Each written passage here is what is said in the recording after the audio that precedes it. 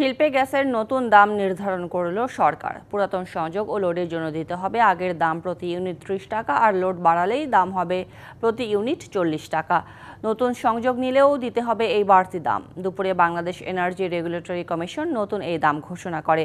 উদ্যোক্তারা বলছেন, শিল্পকে সংকটে ফেলে দাম বাড়ানোর সিদ্ধান্ত আত্মঘাতী।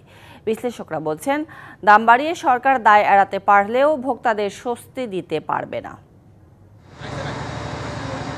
উদ্যোক্তা ও বিশ্লেষকদের পরামর্শ না মেনে অবশেষে শিল্প কারখানায় গ্যাসের দাম বাড়ানোর সিদ্ধান্তই নিল সরকার।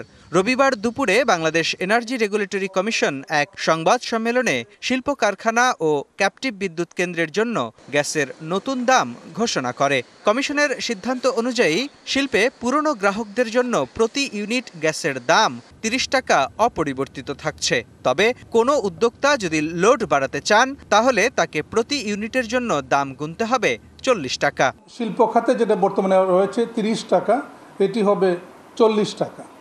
শুধু তাই নয়, সংযোগের অনুমোদন নিয়েছেন কিন্তু ব্যবহার শুরু হয়নি এমন গ্রাহক তার অনুমোদিত লোডের ৫০% দাম দেবেন প্রতি ইউনিট ৩০ টাকা, আর বাকি ৫০%-এর জন্য দাম হবে প্রতি ইউনিট ৪০ টাকা।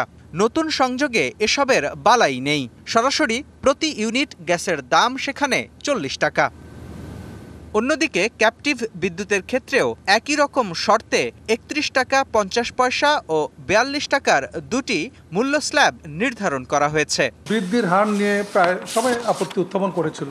এর অন্যতম কারণ ছিল বিতরণ কোম্পানিগুলির কারো কারো মাত্রাতিরিক্ত সিস্টেম লস। প্রস্তাবিত যে ১৫০% বৃদ্ধি ছিল, তার পরিবর্তে আমরা ৩৩% প্লাস মাইনাস বাড়ানোর জন্য আমরা সিদ্ধান্ত নিয়েছি। গ্যাসের দামের এমন শ্রেণীকরণের সমালোচনা করছেন উদ্যোক্তারা। তাদের মতে, একদিকে বিনিয়োগ আকর্ষণের চেষ্টা আর অন্যদিকে জ্বালানির দাম বৃদ্ধির সিদ্ধান্ত সাংঘর্ষিক। আমরা যখন একই নেচারের বিজনেস করব,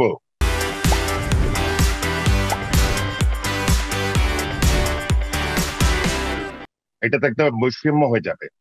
আমার কস্টিং হবে একরকম, আমার প্রতিবেশী ফ্যাক্টরির কস্টিং হবে আরেক রকম। তো সে তো আমার কাছে সাস্টেনেবল হবে না। তো আমরা কি ক্লিয়ার কাট বলে দিচ্ছি যে তোমরা আর ইন্ডাস্ট্রি করো না? ব্যাপারটা তো আমার হিসাবে তাই দাঁড়াচ্ছে। বিশ্লেষকরাও মনে করেন, বৈশ্বিক ও অভ্যন্তরীণ চাপে থাকা শিল্প খাতের জন্য গ্যাসের দাম বাড়ানোর সিদ্ধান্ত মোটেও ভালো ফলাফল দেবে না। অভ্যন্তরীণ উৎস থেকে গ্যাস উৎপাদন করার ক্ষেত্রে এখনো কোনো সঠিক উদ্যোগ না নিতে পারা এবং উচ্চমাত্রায় এলএনজি আমদানি করবার কারণেই এই বাড়তি দেনা এবং বাড়তি লোকসান, সেটা পোষানোর জন্য এই কাজটি করা হয়েছে। এই ধরনের একটা উদ্যোগ নিয়ে সরকার হয়তো তার দায় কমাতে পারছেন, কিন্তু ভোক্তা বা উৎপাদককে স্বস্তি কিন্তু কোনোভাবেই তিনি দিতে পারছেন না।